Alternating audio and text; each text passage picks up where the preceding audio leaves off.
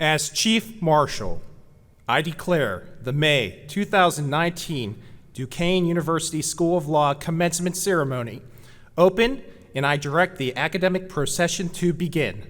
Will the audience please rise?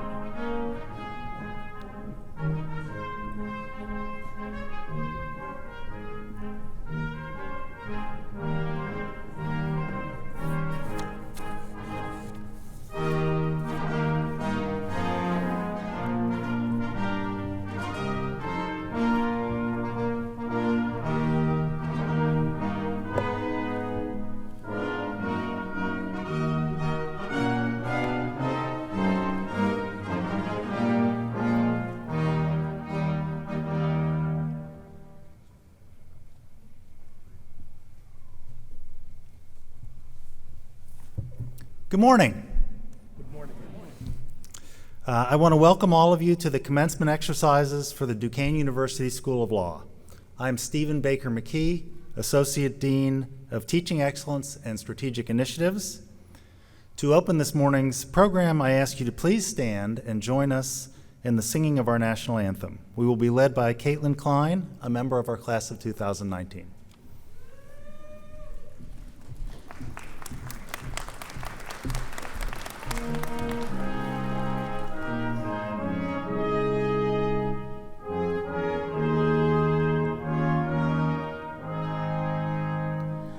Oh, say, can you see by the dawn's early light what so proudly we hailed at the twilight's last gleaming, whose broad stripes and bright stars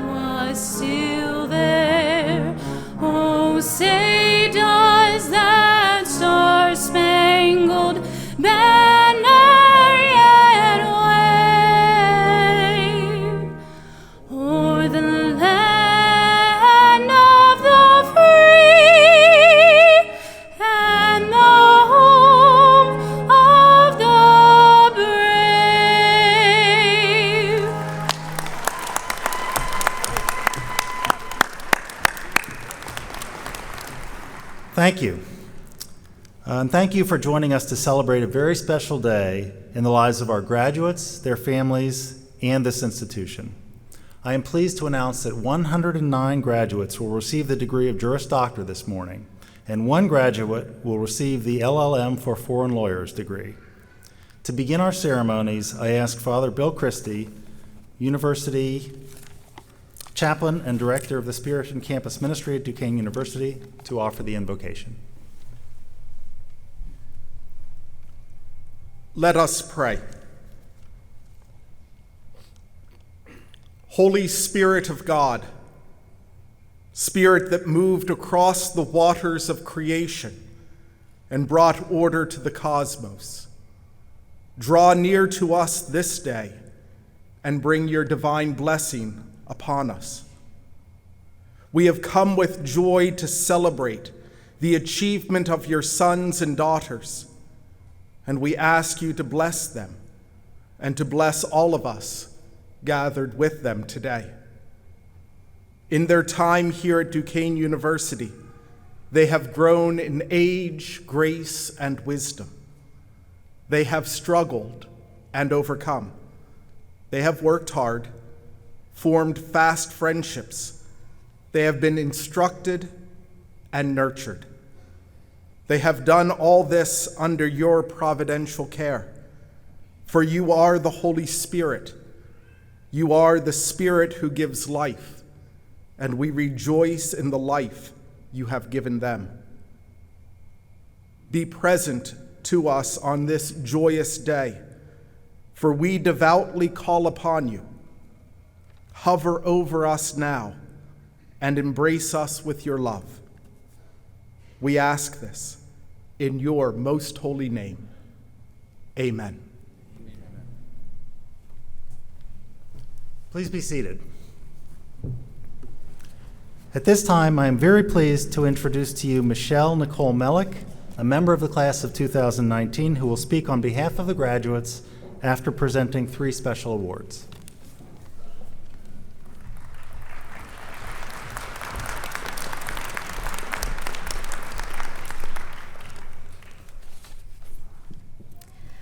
First, I would like to announce the Student Bar Association Teaching Excellence Awards, which are selected by the students.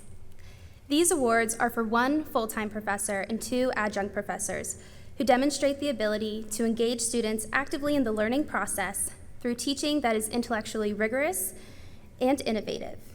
Other factors include the professor's knowledge about the subject matter, organization of the lectures, assignments and course workload, enthusiasm regarding teaching and learning, interest in the students, sensitivity to the learning environment, and innovation of instruction.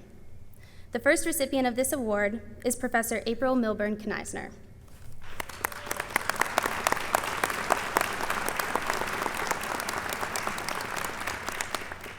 The second recipient is Professor Lizette McCormick.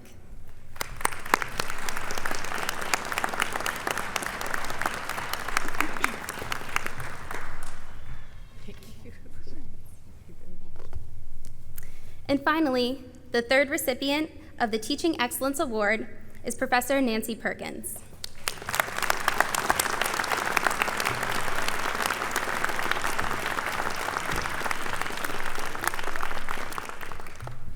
Congratulations to all of the awardees, and thank you for everything you do. I would also like to thank many others who have helped us reach where we are today, sitting in our seats in our robes, about to walk across the stage and achieve something we've been looking forward to for years. First, our professors. Thank you for providing us with such a solid foundation of legal knowledge.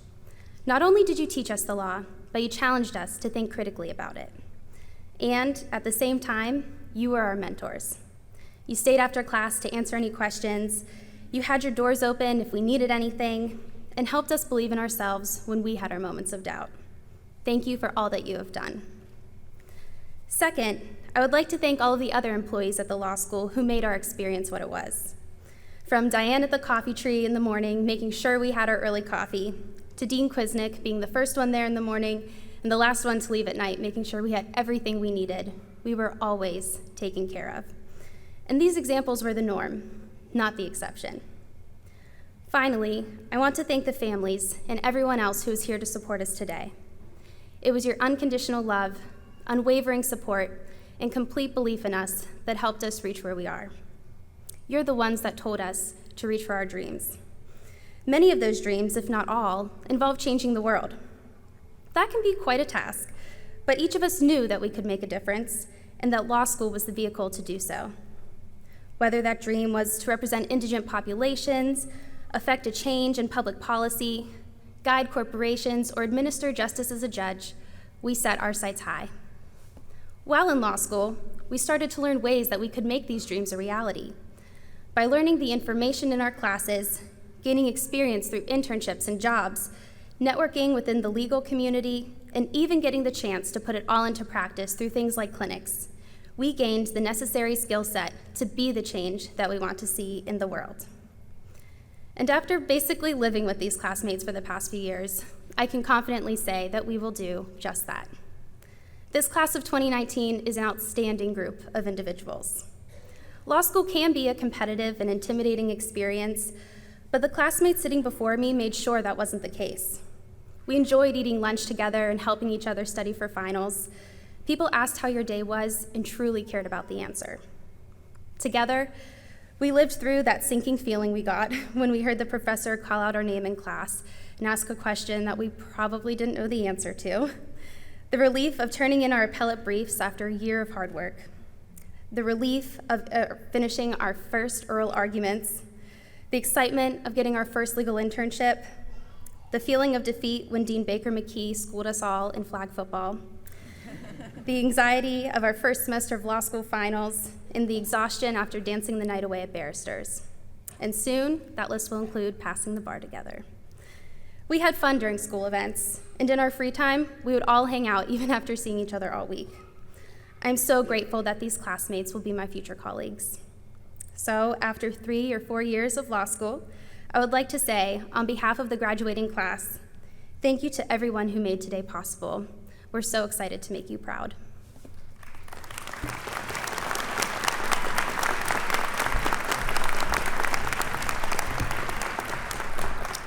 Thank you, Michelle. It is now my pleasure to introduce to you the Honorable Maureen Lally Green, who is the 12th Dean of the Duquesne University School of Law.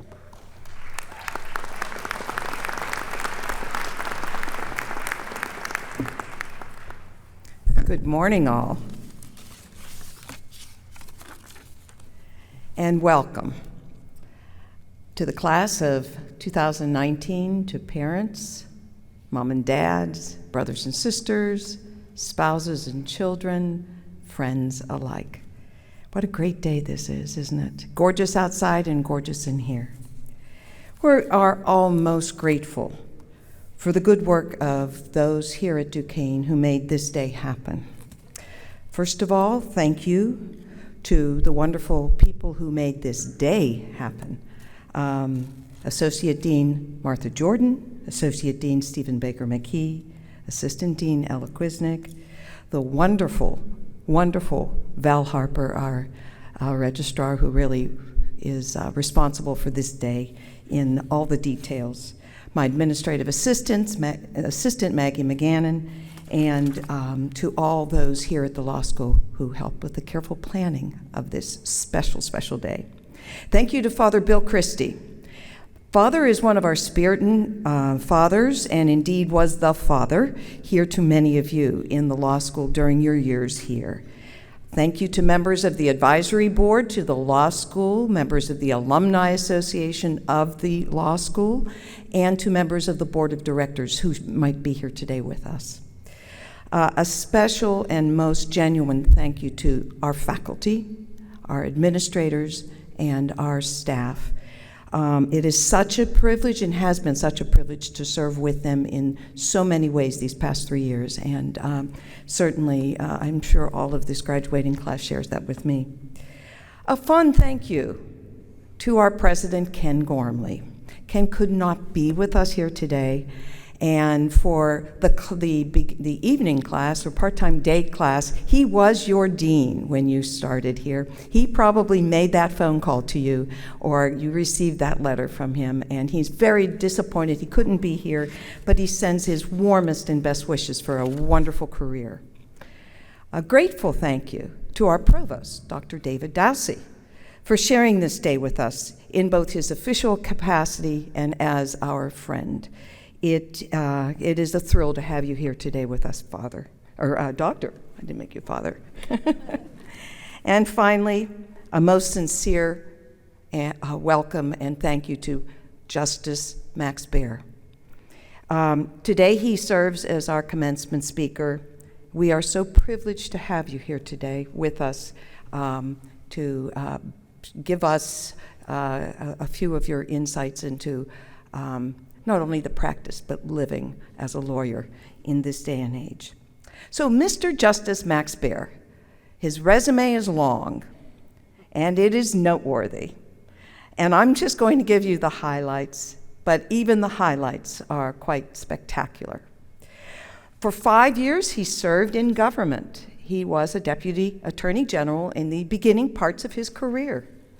And then for 9 years, he served in private practice and did not only trial work, but also served in the capacity of counsel to many private corporations. And then in 1989, he ran for judge of the Court of Common Pleas of Allegheny County, and he won. And the story that is written since then is immutable. He joined the family court of Allegheny County in the family, it's the family division, and soon rose to become the administrative judge of the family court. And most of this time during his tenure, he sought to make lives better for children and family.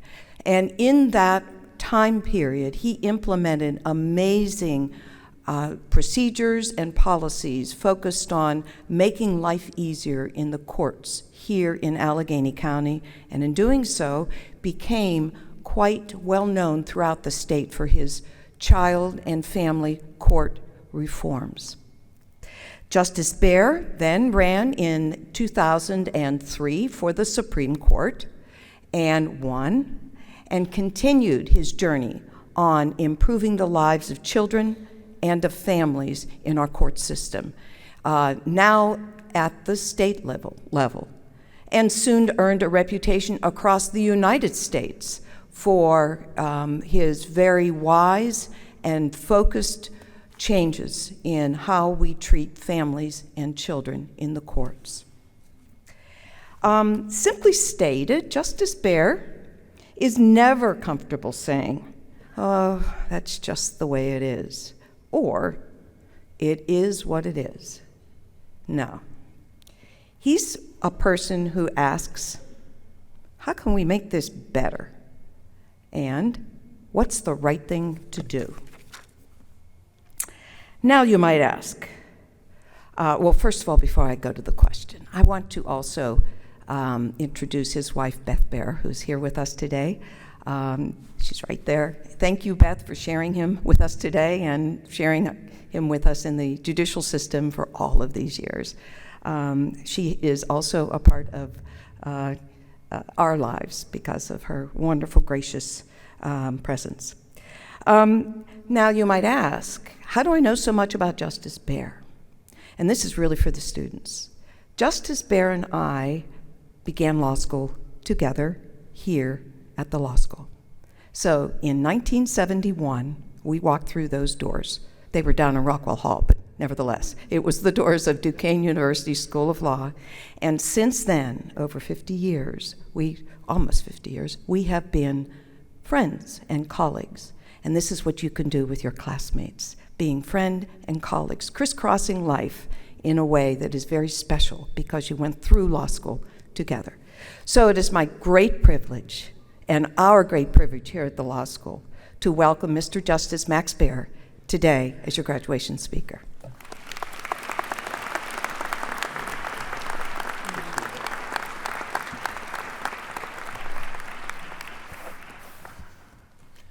Good morning, everyone.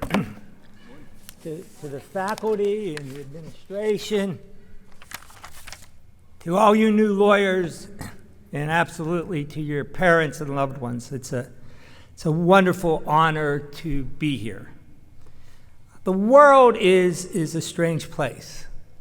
I thought that I would tell you how I ended up at Duquesne all those years ago. Well, there was this girl. There's always a girl, right? Or a guy. Her name was Sharon, and Maureen already introduced you to my wife, Beth. This is not a surprise to her. Sharon was pre-Beth.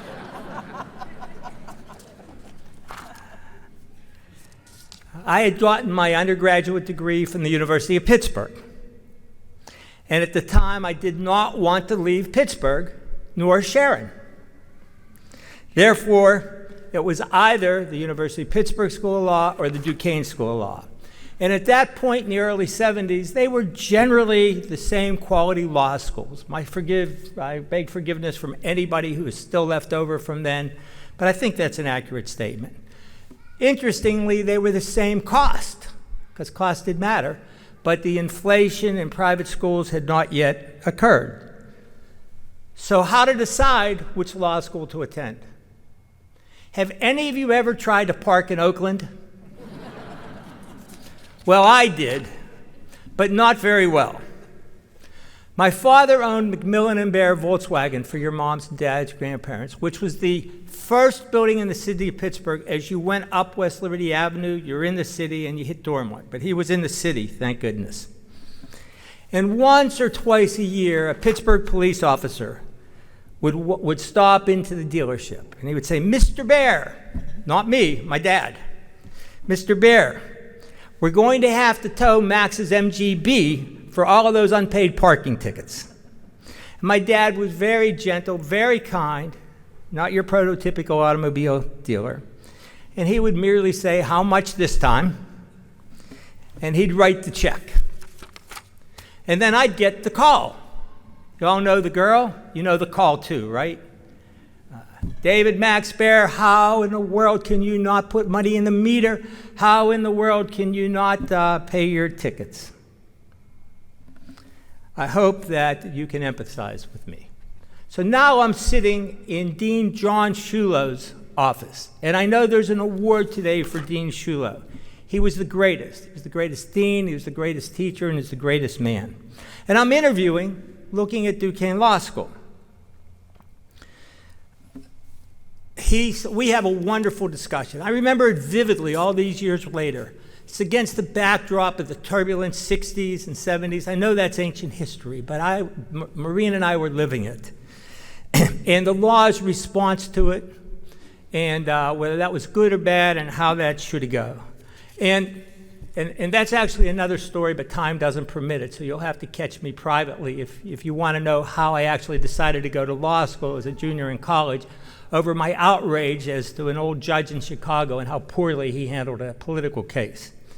But in any event, at the conclusion of the interview, and we just got along so well, and it was so interesting, I think to him as well as me, he says, "Mr. Bear, what are your law school considerations?" So I tell him the story of my parking tickets and my dad. And he says, "Mr. Bear," for those of you who knew Dean Shulow, "Mr. Bear," this time he's referring to me, "do you mean to tell me that if I arrange a parking spot on our campus for you, you'll attend Duquesne Law School?" And as they say, the rest is history. Completely true. I'd say to my classmate, my friend, Dean Maureen Lally Green, it's worked out pretty well for all of us, Duquesne, myself, Maureen, and I got a wonderful law school education, and I'm sure you got a wonderful law school education, and it will help you every day, and I'm going to talk about that. So now as we sit here some 45 years after we sat in your seats, and believe me, we remember it. One of life's lessons is how fast it goes. Oscar Wilde said youth is wasted on the young, and he was right. You joined our very exclusive club. The journey to achievement's a pyramid, At the base, for any Star Trek fans, I know that's ancient history too, the red shirts. And if you don't know what that refers to, go ahead, get your phones out and Google Star Trek red shirts. It's okay, I'm not going to say anything that profound. For you Game of Thrones fans, the little people, entirely worthy of respect, but not climbing the pyramid. And as you ascend that pyramid, it gets narrower, the room on the perches gets smaller, and yet there you are at the top of the pyramid today. So again, for anybody that's a Trek fan, you are James Tiberius Kirk, Captain USS Enterprise. You are Bran the Broken, King of the Six Kingdoms. Now, I apologize to all the women here because I had fully expected when I wrote this for it to be Daenerys. But a funny thing happened on the way to the Iron Throne. So, for all the women here, you are Queen Sansa, Queen of the North, okay? And we're all very, very proud of you. And you are, to put this in contemporary times, and hopefully somebody you can identify with, you are the next Ruth Bader Ginsburgs, Thurgood Marshalls, Sandra Day O'Connors, Oliver Wendell Holmes, Louis Brandeis, and on and on and on. So I offer my great congratulations to you because you are the future of our profession. Except for Caitlin, she's going to be a singer. Wonderful, wonderful job. I enjoyed that very much. You earned it. You deserve it. And do you know what's so sweet? And this is again from my dad, who was a wonderful man. What's so sweet is nobody can ever take it from you. My dad, who was a successful businessman, owned an automobile dealership, owned several in his lives, he said, get an education, Max. If you get an education, it's yours forever, you can use it forever, nobody can take it. So I congratulate you for being at the top of the pyramid, being the next generation of a great profession, and a profession that's going to be wonderful to you. My congratulations also to your parents and all of your loved ones. Beth and I have two sons. Our younger son, I almost never make a speech and don't at least mention them. I'm so proud of my guys and my grandchildren and my daughter-in-laws. But my younger son, Andy, is a major in the United States Air Force, and he's a pilot of a refueling plane. He's been deployed to the Middle East 11 times, and he was on the Pakistani-Afghanistani border in his KC-10 refueler as part of the operation that took down Osama bin Laden. And he's been in many other exploits. Unfortunately, or I guess fortunately for Andy, his wife, and his kids, he's now stationed at Hickam Pearl Harbor Air Force Base in Honolulu, Hawaii. It's not great for grandparents. It's a fair trek to go see our two grandsons. But I really wanted to talk to you about my older son, Ben. Our older son, Ben. Excuse me, Beth. Ben is 38. He is a Philadelphia trial lawyer, a very fine one. We're very proud of him. He's married to an assistant United States attorney in the Eastern District of Pennsylvania, Philadelphia, and they're the parents of two kids. But the point is that Beth, for you parents out there, Beth and I helped with applications, proofread essays, waited for grades, sat as very proud parents at Ben's law school graduation. And so, for all of the parents, all the grandparents, all the loved ones, we have empathy. We sweated, we suffered for our young law student to be a lawyer, as you have with our new fine members of the bar. And so I congratulate all of you. In fact, my new colleagues, can we all give your parents and your loved ones a deserved hand?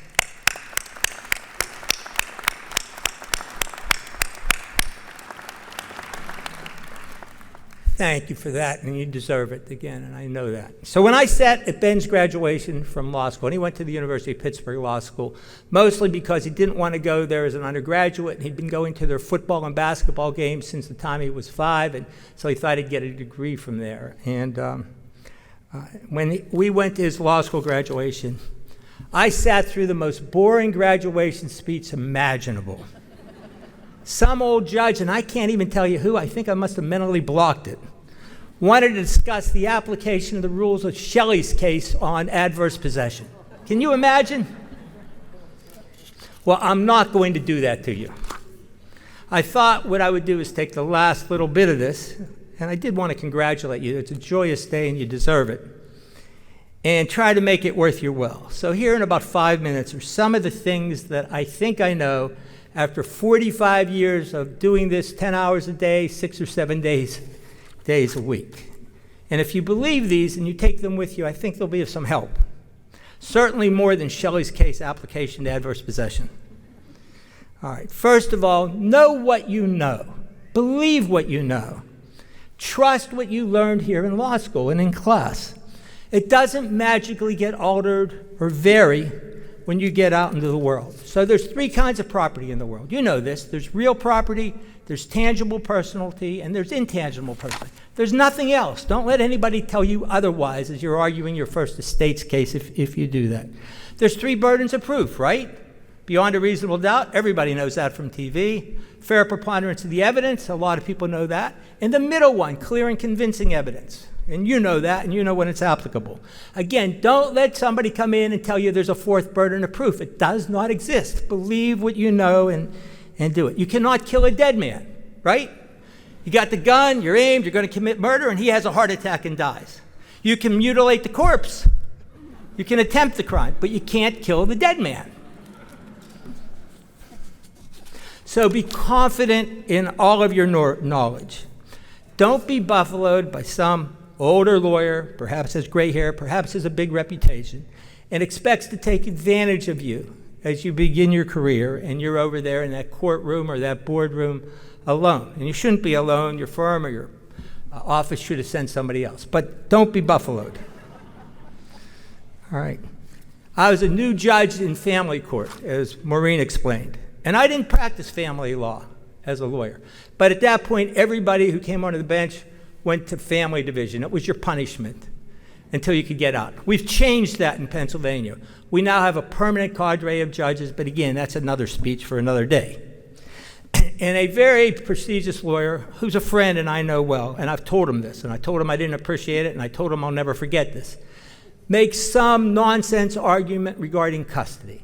Now, there's 5 kinds of custodies in this world, right? There's a legal custody, there's full custody, there's shared custody, there's partial custody, and there's visitation. That's all there is. It's in the statute. And he makes some argument for some other kind of custody. And I should have known better. But this is why I'm telling you this. I made the mistake that I'm warning you not to make. I actually bought his argument. I then went back into my chambers and I researched it and I thought about it. And that evening at about 7:30, I dictated an amended order. I vacated the order that I had entered for him, and I straightened it out. So he didn't prevail, notwithstanding his argument. I never forgot it. I never forgot it. I never trusted him as implicitly before. And so don't do that. Don't do that. And it's going to bleed into Rule 3. But Rule 2 is probably more important. Know what you don't know.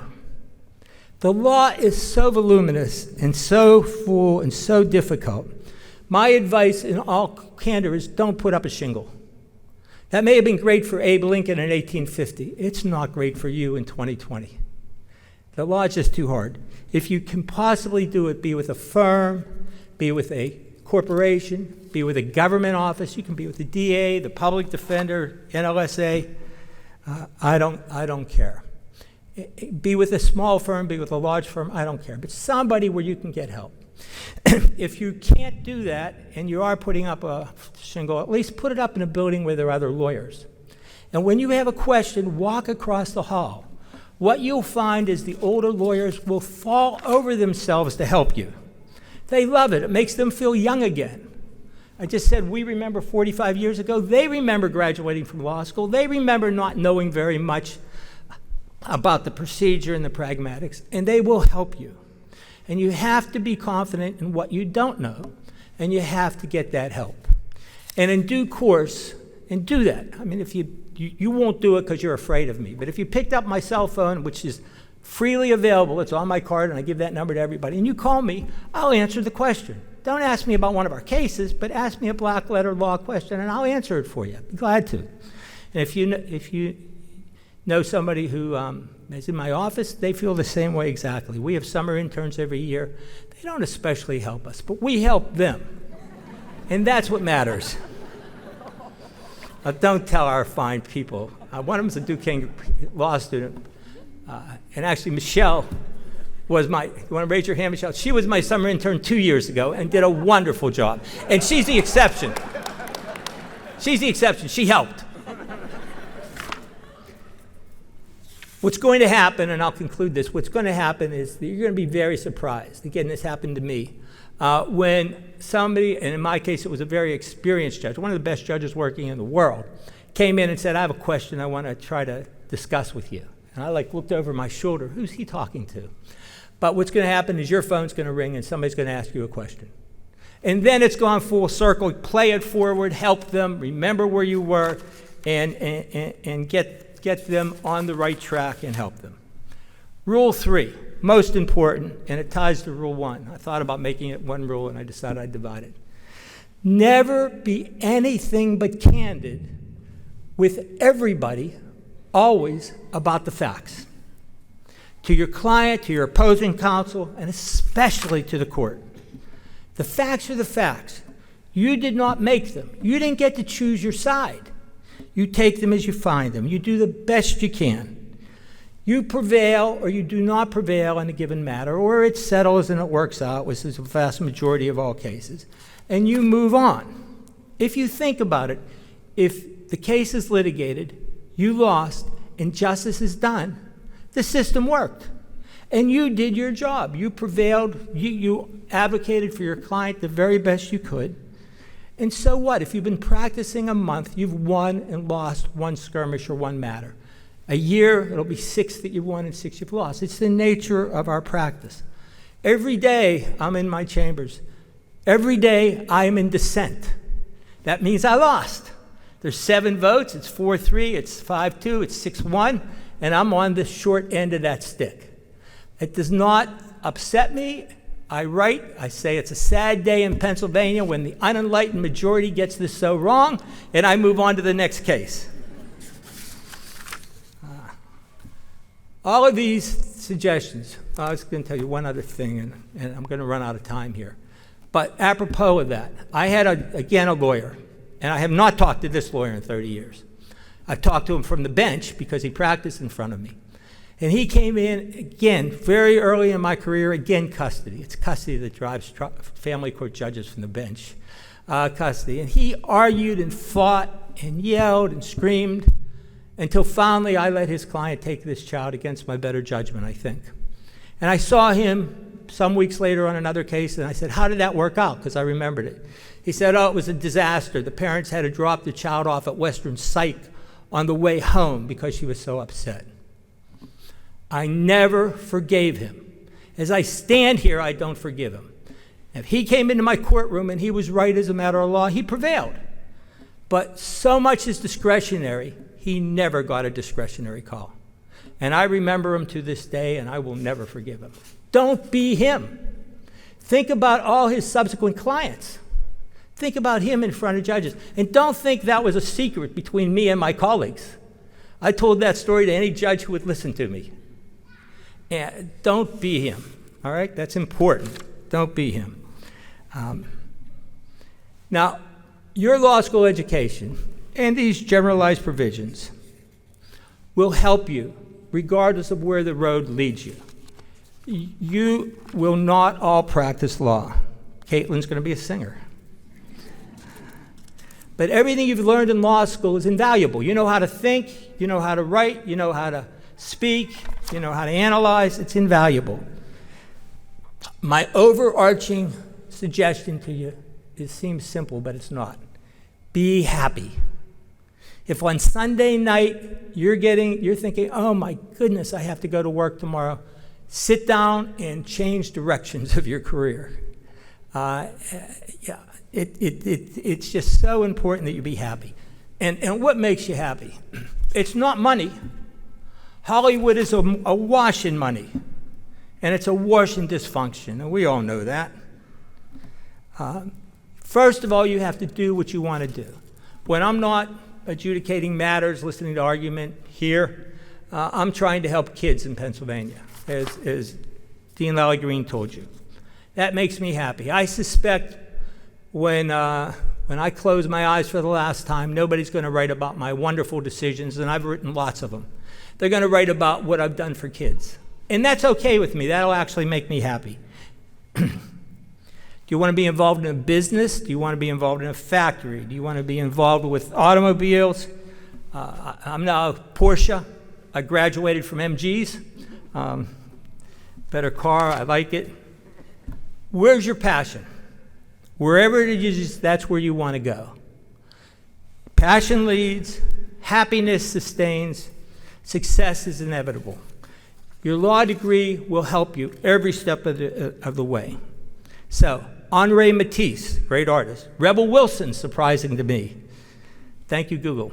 Mahatma Gandhi, Megyn Kelly, Nelson Mandela, John Cleese, Washington Irving, Fidel Castro, and Howard Cosell. Anybody know who Howard Cosell is? Your moms and dads do.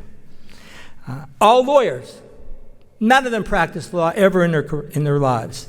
They all followed their dreams. They all worked hard, and success followed.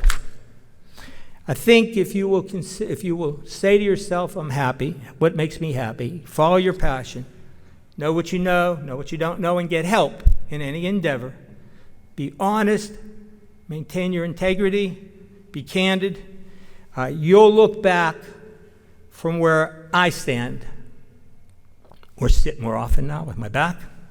72 years of age, next Christmas Eve, hard to believe, 45 years in the law, and you'll be proud of yourselves.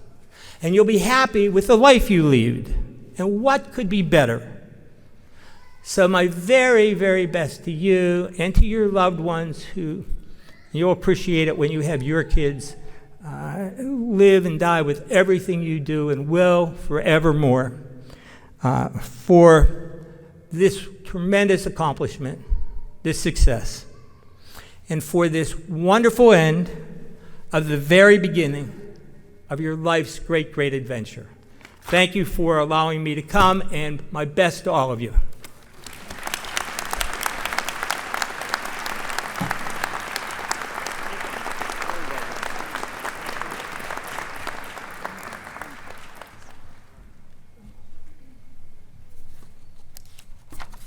Well, thank you, Justice Baer. That was just not only inspirational, but certainly the parting comment about being happy is so important for us in this day and age. So thank you on behalf of this class and the entire audience here.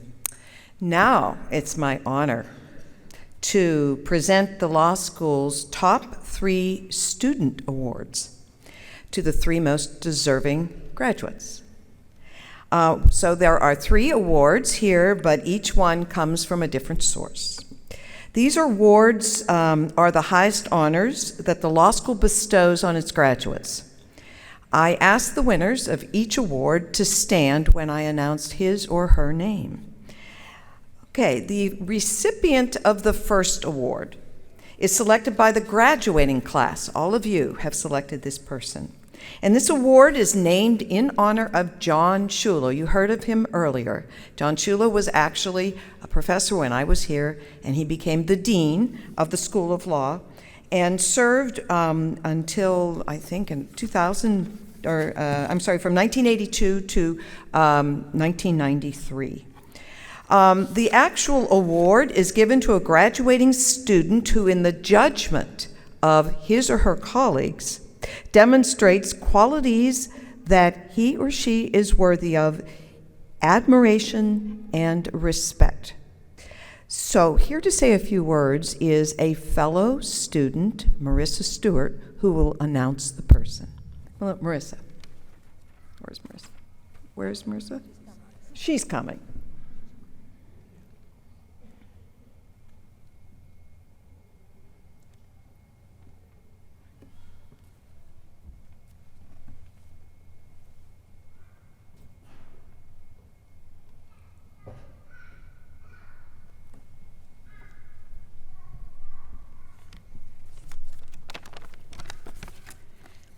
I'm going to start by saying I teared up both when I wrote the recommendation and advocated for this year's recipient. I share that with you for 2 reasons. First, so you'll be warned at what could happen in the next couple minutes. And secondly, and most importantly, to try to demonstrate how moved I really am by this year's recipient. When selecting the awardee for this year, we focused on finding a student who consistently placed the needs of others ahead of her own and who is always looking for ways to give back. I can honestly say I don't think this student has ever turned down the opportunity to help someone else in need, no matter how thin it required her to stretch herself. This student has not yet been recognized for her efforts, and it's not because she wasn't deserving of recognition. It was because she's always worked humbly and in silence. She always did what she thought was right and not what she thought would gain her attention. I never personally had the opportunity to meet Dean Shulo, but based upon his reputation, I'm very confident that had he crossed paths with this student, he would have gladly taken her under his wing. There are many stories of acts of kindness and good deeds that I could share with you. However, this student will never boast about her own accomplishments. So I would like to take this opportunity to share some of the obstacles she's faced to make it here today, in hopes that you can understand why so many of us look up to her. The student was an evening student. This meant she worked full-time all throughout law school, but not a normal 9-to-5 job, because she owns and operates her own business specializing in title abstracting. She graciously shared her skill set with the Urban Development Practicum this year and intends to volunteer next year to come and teach the incoming Urban Development Practicum students how to do this work so they can help the community and provide these services to people who otherwise would not be able to afford them. Next, she is a wife and a mother of 2 beautiful daughters. Her husband enlisted in the military this past year. While he was away fulfilling military duties for several months, she solely managed the household, family, business, and law school. For that, we would like to thank your entire family. During her 3rd year of law school, and this is where the tears always come in, she fearlessly conquered her 2nd battle with cancer. At the time, only a few select people knew of her battle. Most of her professors didn't know, and most of the students didn't know because even though she was going through daily treatment, she continued to come to school, work full-time, and fulfill all of her other obligations.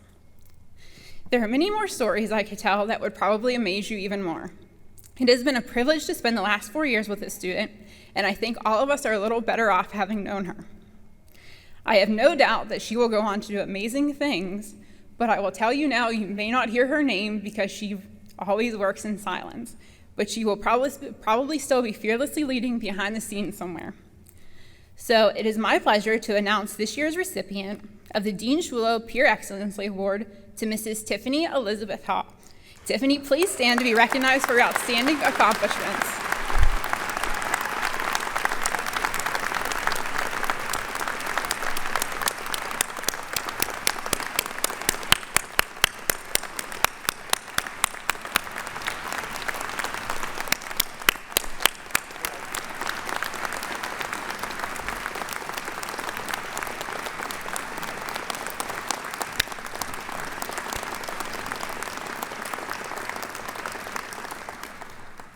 Congratulations, Tiffany. And you sat down too quickly.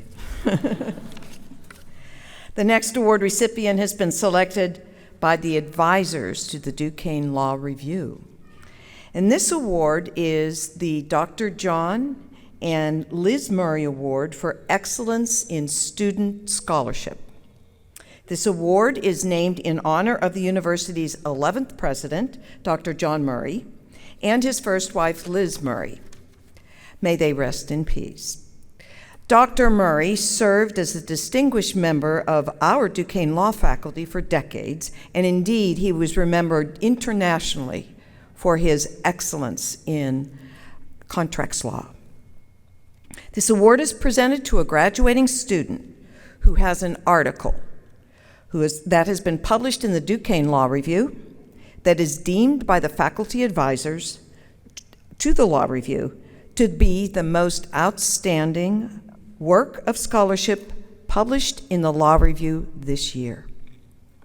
I am pleased, very pleased, to announce that this year's recipient of the Dr. John and Liz Murray Student Scholarship Award for Excellence is Brigitte Poole. Brigitte.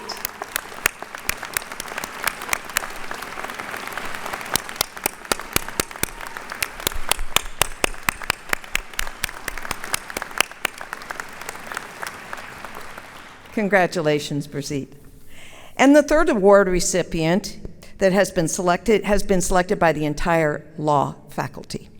This award is the Distinguished Student Award. The award is presented to a graduating student who, in the judgment of the faculty, has displayed genuine and general scholastic excellence, and also who has performed meritorious service to the law school. I am delighted to announce that this year's recipient is Taylor Morgan Wentz. Taylor, where are you?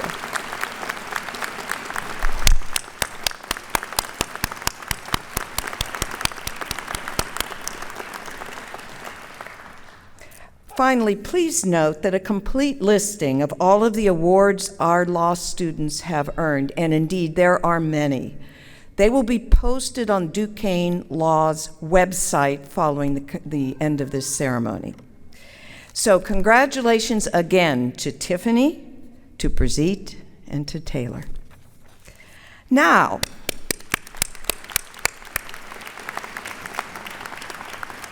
it's my distinct privilege to share some recognitions for members of our faculty. You know them all.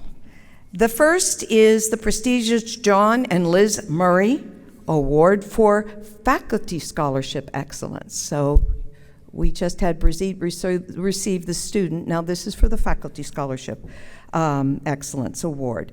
And this award is for a member of the faculty who has distinguished himself or herself at a level of excellence, of scholarly achievement, and this is an award that John Murray himself was felt was very important to recognize within our own faculty family. The person selected this year to receive the Dr. John and Liz Murray Award for Faculty Scholarship Excellence is Professor Seth Orenberg. Congratulations, Seth.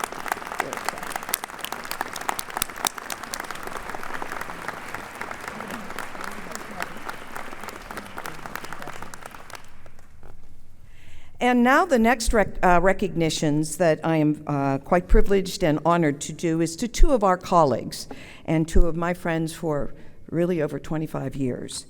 They are graduating also, but they're graduating into retirement, not into the practice of law necessarily. First, Professor Nancy Perkins. Please join me here, Nancy, at the podium.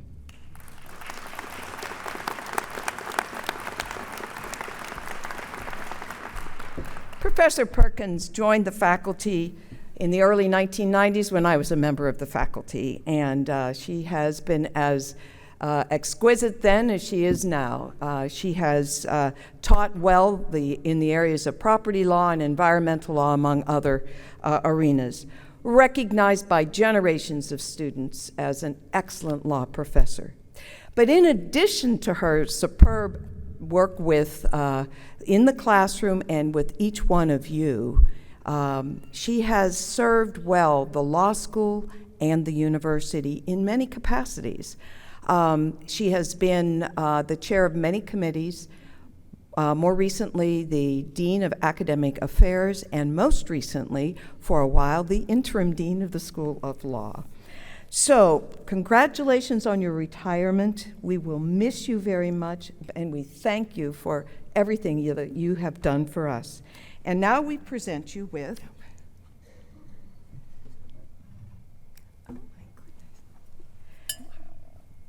the meritorious, we're calling it a meritorious award, for lack of a better word.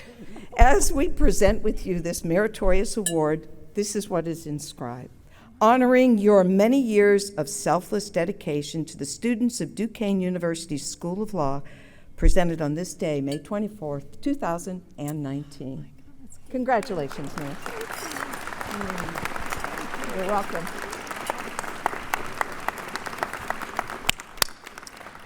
And the final recognition is for our Associate Dean of Academic Affairs, Professor Martha Jordan, who also is retiring this year. Professor Jordan, will you join me here at the podium?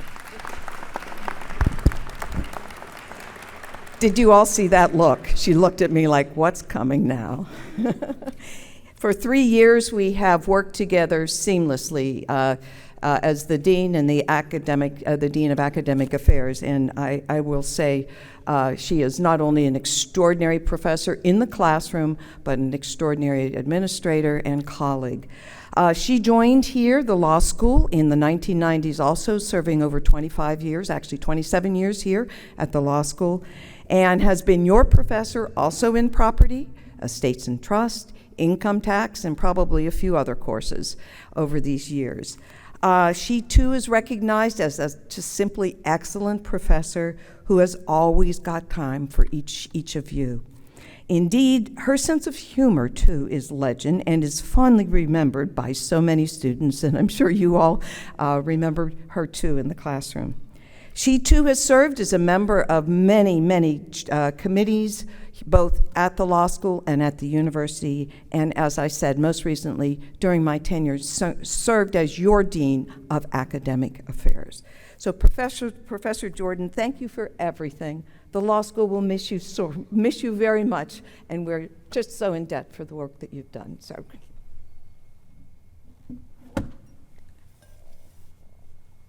Our other meritorious award. Congratulations on your retirement, and now we present you with this meritorious award, honoring your many years of selfless dedication to the students of Duquesne University School of Law, presented on this May 24th, 2019. Thank you. Thank you.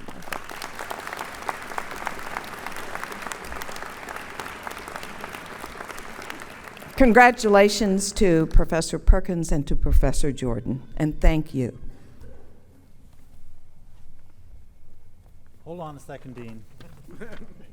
We're not quite done with the awards and with the thank yous. Come on, back up. As many of you know, Dean Lally Green is also retiring from her position as dean at the end of the year.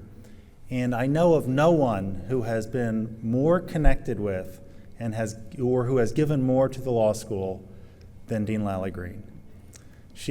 You heard earlier that she graduated from law school here, but she also got her undergraduate degree here. After graduating from law school, she went out into the world and practiced both in the public sector and the private sector, but then came back to Duquesne and for 15 years was a full professor here teaching students law. She then was both appointed and elected to the Superior Court, where she served a full term on the Superior Court and was a renowned judge who I actually had the privilege of arguing in front of on a number of occasions. And then, even though then when she was on the court, she did not give up her ties with Duquesne and continued to teach as an adjunct here. When Ken Gormley ascended from Dean of the Law School to President of the university, Dean Lally Green was kind enough to act first as interim and then as permanent Dean of the Law School. And she did that not because of her ego or her aspirations or her career or to benefit herself. She did it at great sacrifice to give back to the law school at a time when we really needed her leadership. We have all been privileged to enjoy her leadership, her mentorship, her kind spirit, and most importantly, her friendship. So please join me in giving a warm round of applause.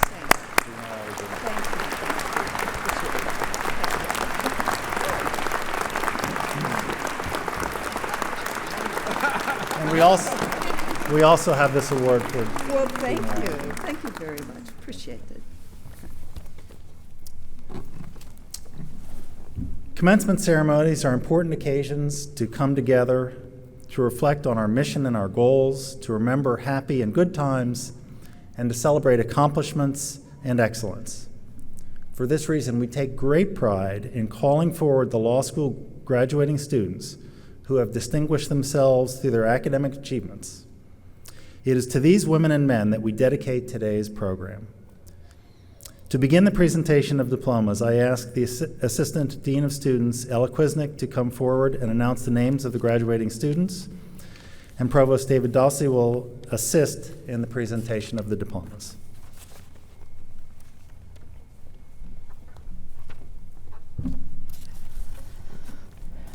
Will the graduating class of 2019 of the Duquesne University School of Law please come forward? May I ask that you hold your applause until all names have been announced.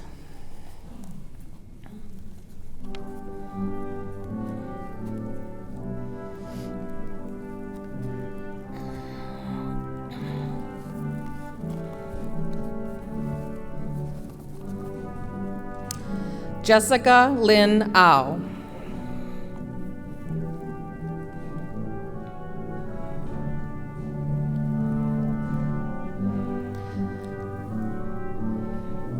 Jessica Barrera, magna cum laude.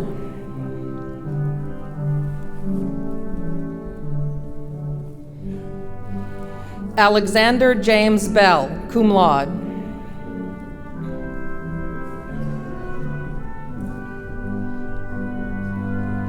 Isabella Jade Bergstein.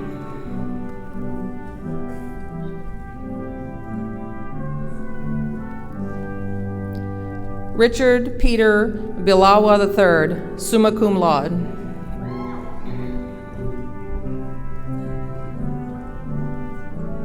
Anne Frances Booth.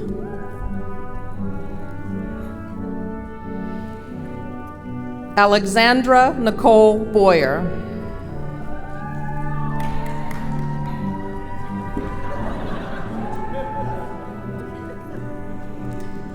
Courtney Catherine Brennan, cum laude.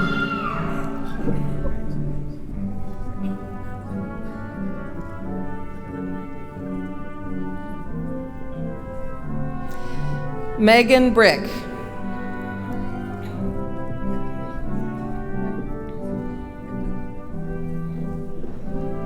Dominic Anthony Carolla, cum laude.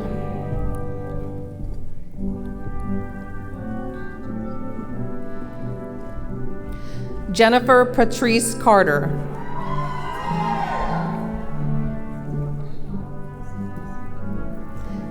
David B. Catalane, Jr.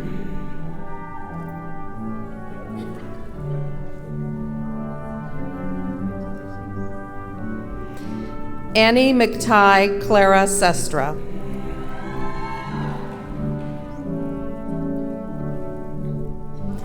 John D. Schmiel.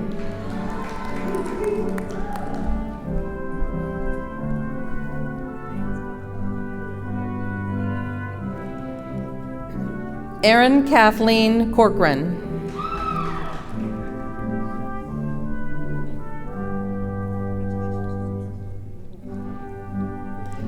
Roy Elmer Cross III.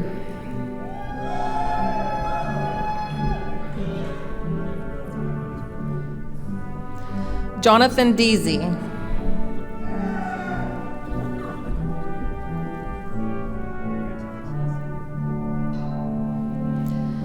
Adam Tyler Dew.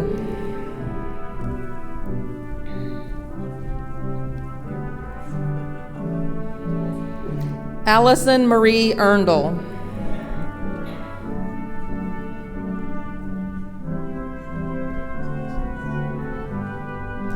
Benjamin Charles Ferris.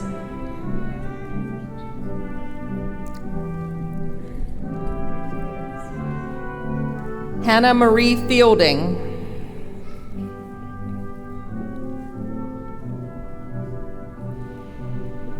Angela Falkman. Angela is being hooded by her father, Dr. Fred Falkman.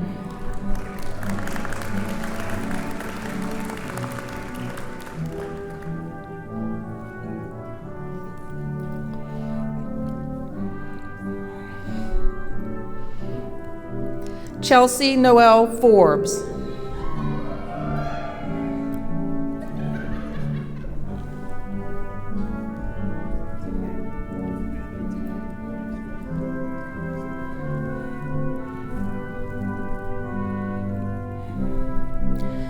Fabio Domenica Fortunato.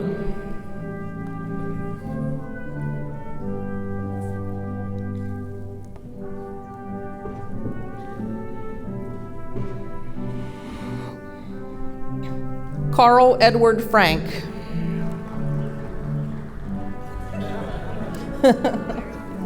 Sorry.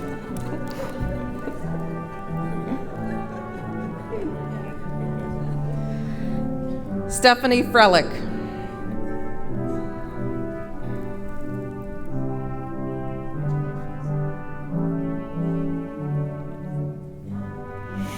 Taylor Marie Fry.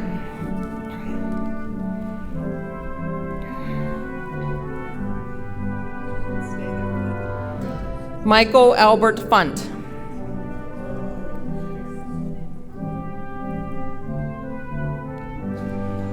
Kristen Rose Gerentana.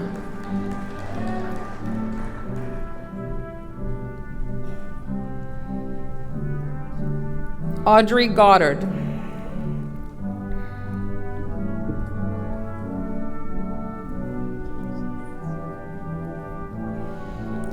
Brandon Nicasio Gonzalez.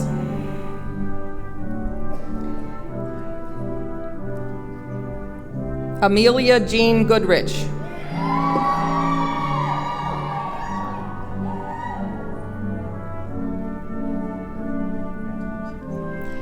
Travis Andrew Gordon.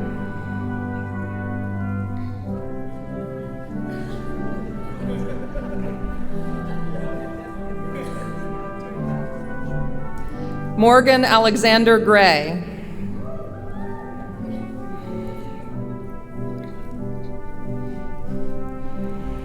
Ashlyn Methuselah Grimm, summa cum laude.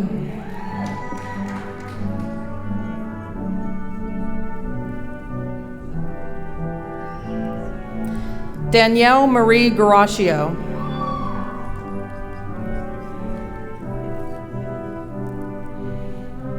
Alexandra Vasilevia Gvozdik.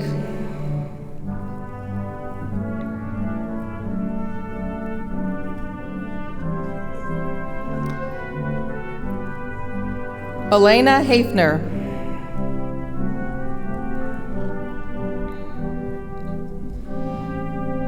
Elise Suzanne Hahn.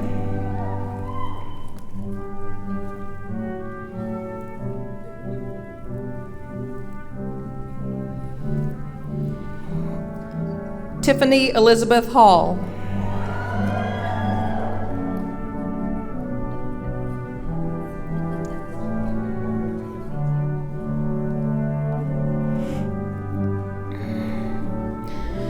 Ian D. Hausner.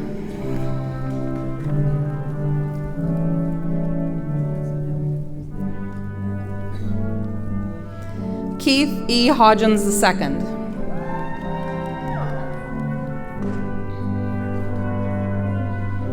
Natalia Ann Holliday, cum laude.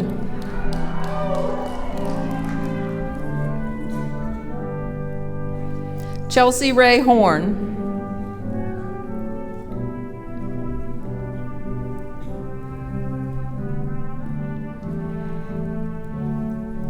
Corey Willis Johnson.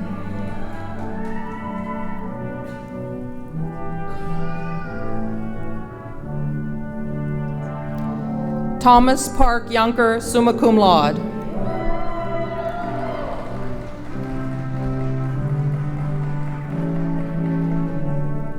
Tyler Alexander Kaufman.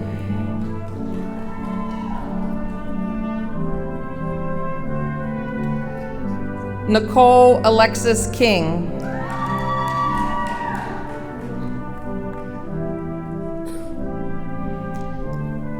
Caitlin M. Klein.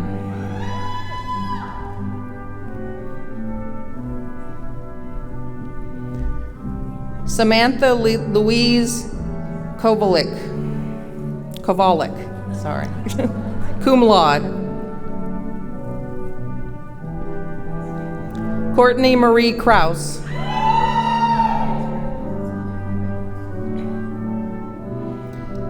Alyssa Louise Lazar.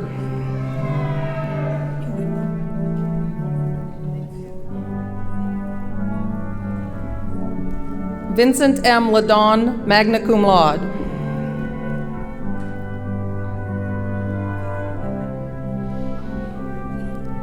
Colin J. McFarland.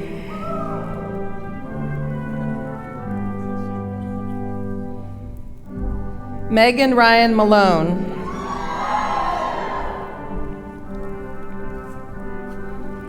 Emily Nicole Masato.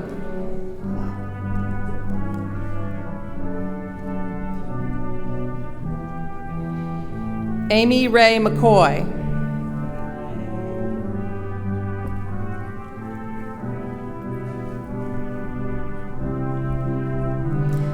Amy Hirschberg McCrossan, cum laude.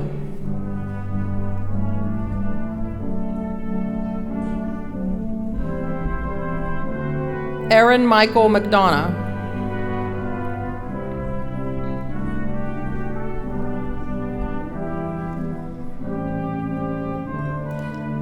Dylan A. Meeder.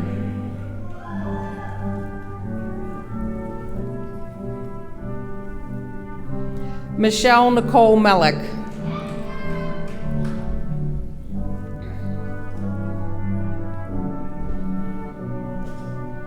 Daniel J. Miko.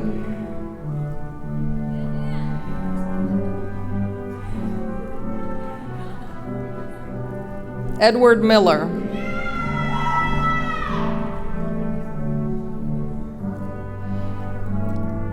Michael Morrison.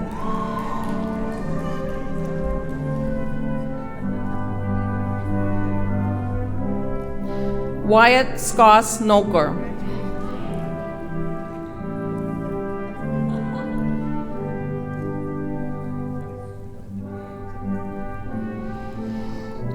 Stephanie Jo Novak.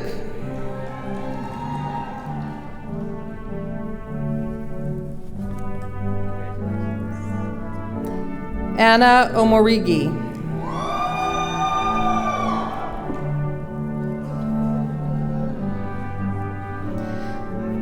Jacob Ryan Penn.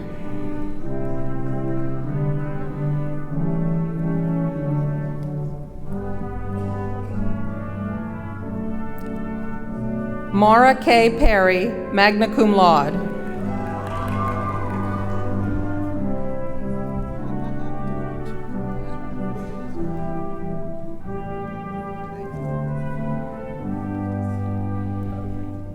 Zane Podzobinski, summa cum laude.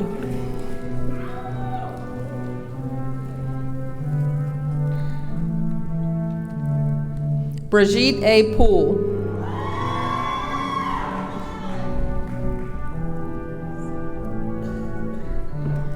Justin John Premich.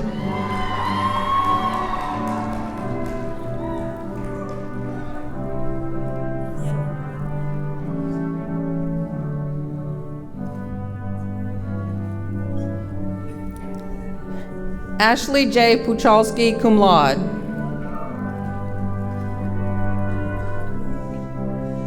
Elizabeth Page Ranger.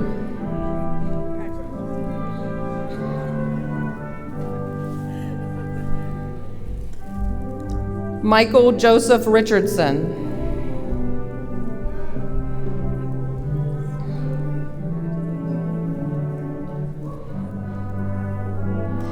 Garrett Andrew Rhine.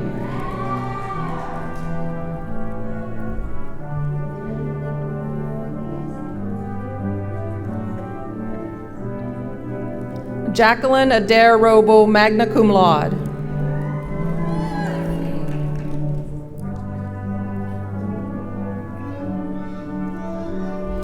Megan Rothermel.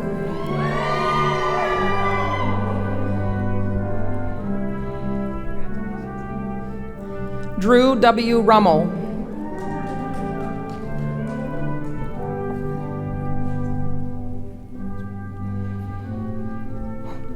Shauna Emily Russell.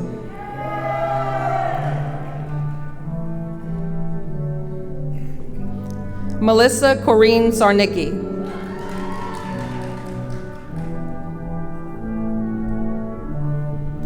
Brandon M. Shaw.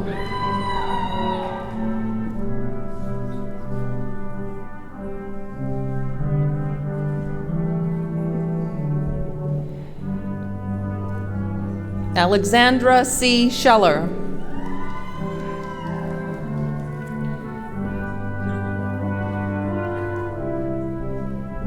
Brett A. Scheller, summa cum laude.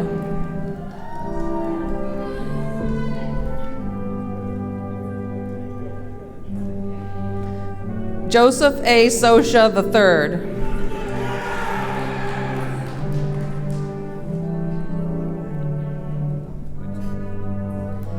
William Robert Shields.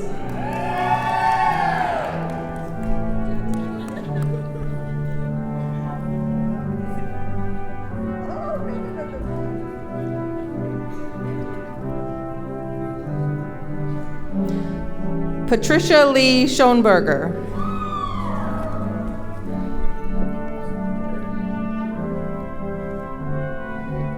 Stephanie A. Shriver.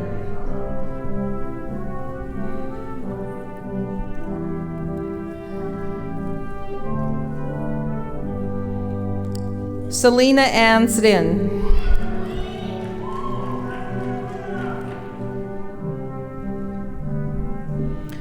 Brianna C. Spina, magna cum laude. Brianna is being hooded by her father, attorney Christopher Spina.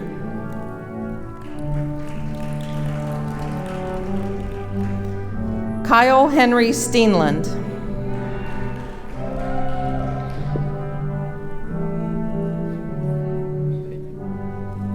Marissa Ashley Stewart, magna cum laude.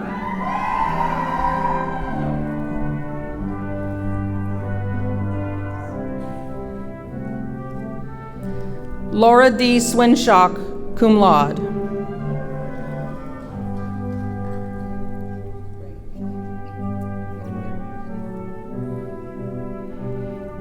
Bridget Marie Sinan.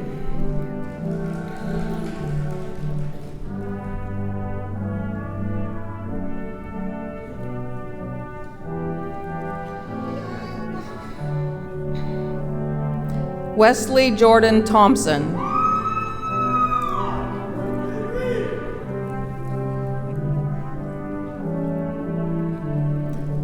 Paul Robert Toigo.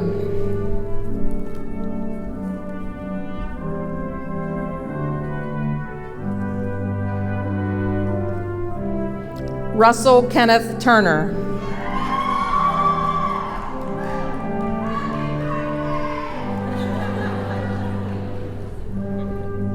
Kurt D. Valentine.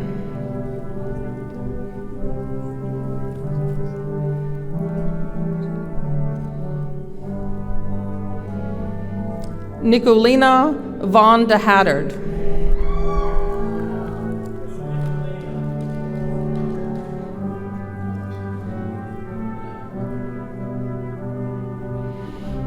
Alfred Jonathan Vogt.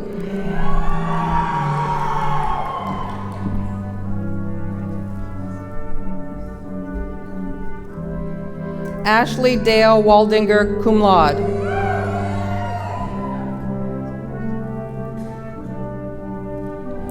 Taylor Morgan Wentz, summa cum laude.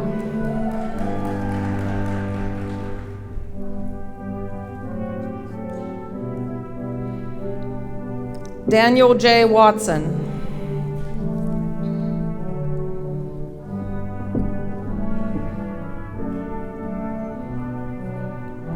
Benjamin Webb.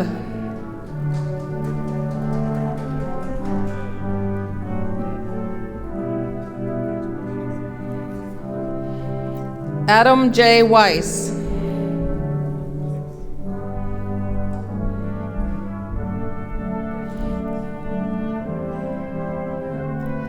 Jackson Henry Welch.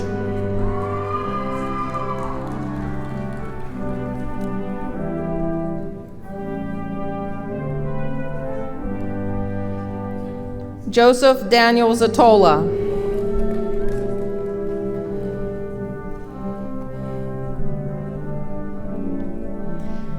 David M. Zverman, cum laude.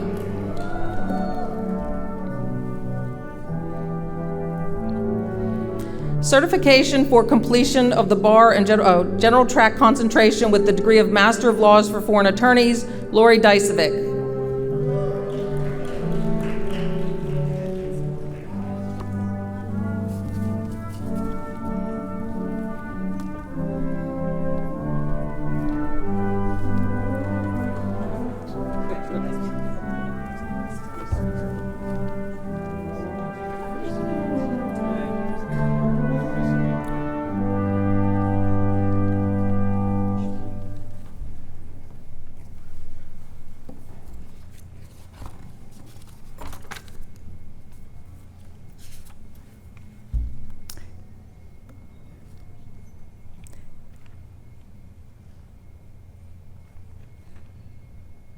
As the Dean of Duquesne University School of Law, and on behalf of the law faculty, I present to the Provost, Dr. David Dowsey, these students.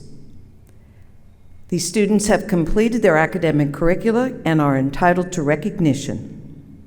Dr. David Dowsey, please confer on them the degrees that they have earned. Dr. Dowsey.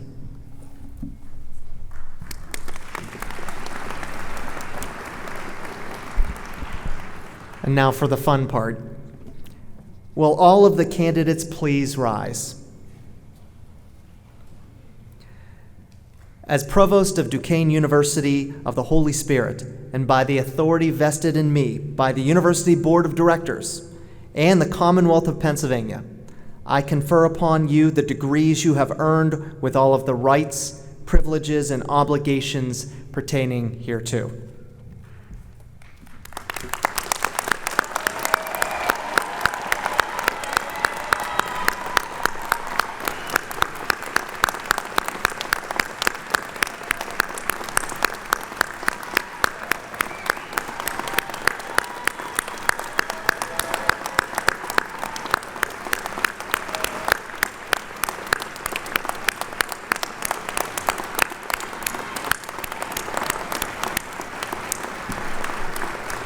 On behalf of the entire administration of Duquesne University, I extend to all of you our sincere congratulations.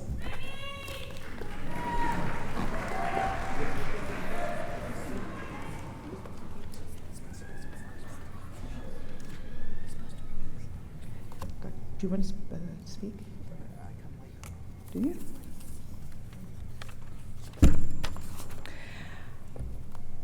I would like to share with you a few concluding remarks as we end today's commencement ceremony. I'd like to thank all of you, parents, children, siblings, friends, loved ones, for sharing this incredible class with us.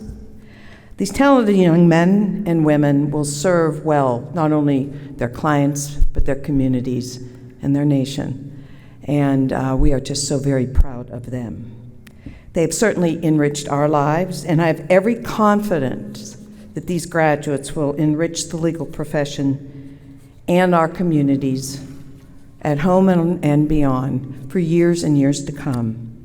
And I thank you very much. Congratulations to this wonderful class.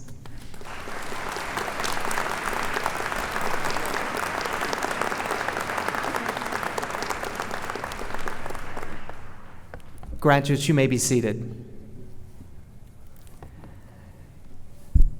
As you're all aware, President Gormley was unable to make it to the ceremony today, so he has some prepared remarks he would like me to read to all of you as the former dean of the law school and a long-serving law faculty. Dear law school graduates, family, and friends, I wish I could be there today to join you in this celebration. I just wrapped up a Duquesne alumni event in Philadelphia and another in Princeton, so I'm still 300 miles away. But I know how special today is. I've been a member of the law faculty for 25 years. I know what a remarkable class of graduates this is. You're destined to be successful lawyers, judges, public servants, and community leaders. We're so proud of their accomplishments, and we're grateful to the family members who shared them with us for these last 3 or 4 years. To today's distinguished commencement speaker, Justice Max Baer of the Pennsylvania Supreme Court, thank you for your great work and for your model servant work to all of our students and to all of us in the legal profession.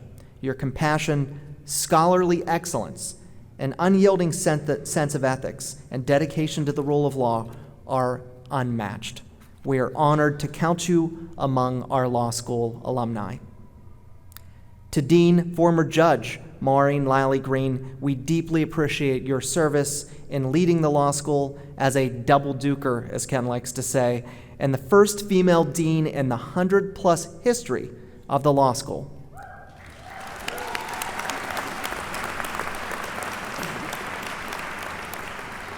You've set the bar high for future leaders of this office. As you retire this summer for the third time, and Ken is always reminding people that he coaxed her out of retirement the last 3 times, as you do that for the third time, I thank you for the brilliant, positive imprint you've left on the law school and the whole Duquesne community, and I look forward to talking you into continuing to play a role in exciting initiatives as the law school unfolds in the years ahead. So we're making announcements right from the podium.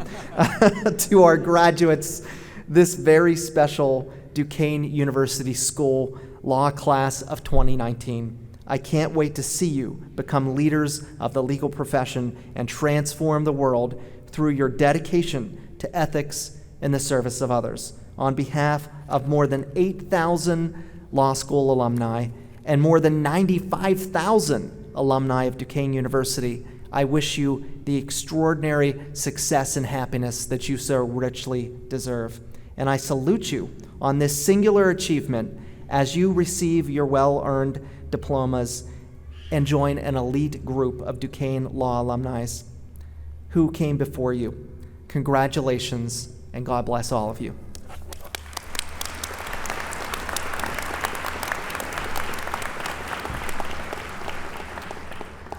To close these ceremonies, I ask Father Christie to offer the benediction.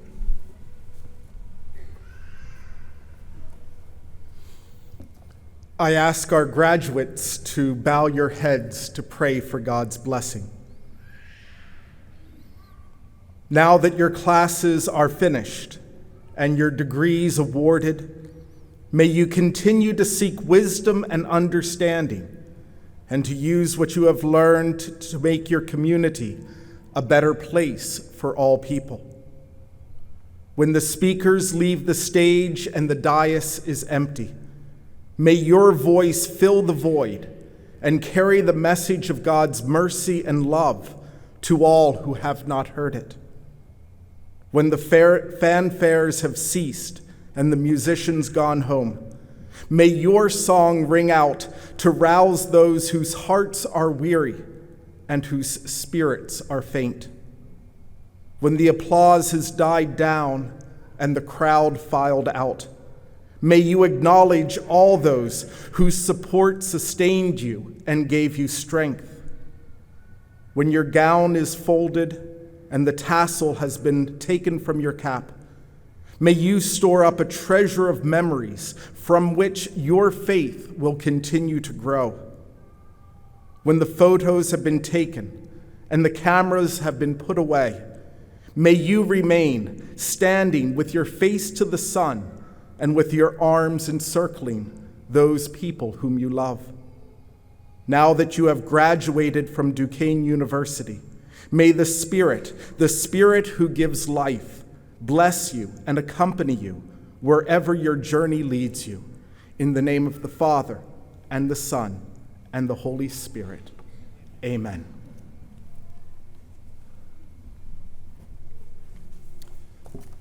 This concludes our 2019 commencement ceremony. I ask you to please remain seated while the faculty and the graduates leave the ballroom, and then we would invite you all to join us immediately after the event for a reception in the ballroom lobby. Thank you.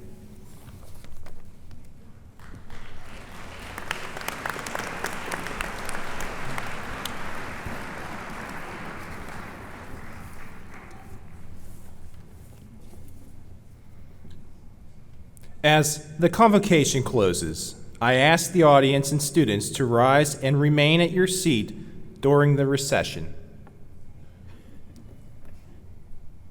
I now declare the 2019 spring commencement closed and direct the platform party, faculty, adjuncts, and guests follow me.